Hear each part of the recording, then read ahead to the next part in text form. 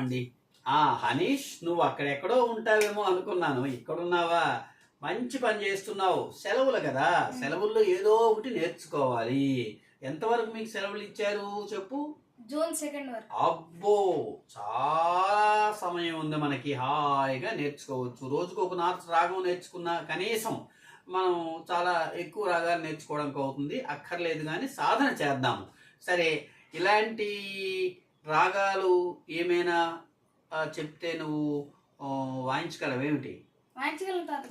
సరే, హంసానంది ఆ రాగం వాయించగలవా?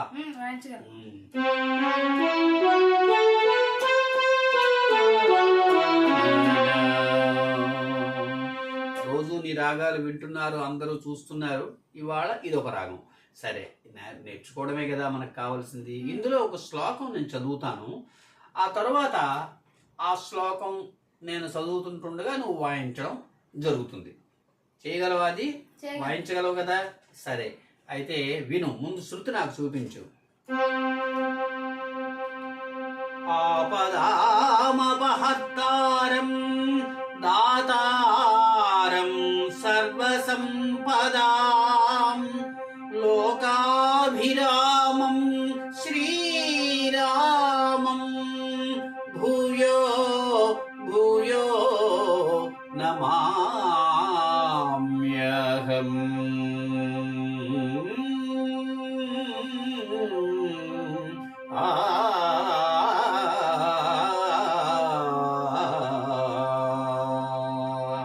ఇది శ్లోకం.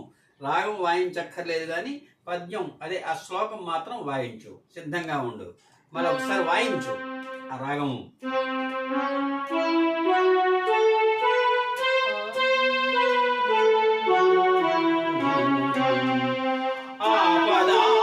ఆపదామపహర్తారం దాతారం సర్వసంపదాం లోకాభిరామం శ్రీరామం భూయో భూయో నమామ్యహం.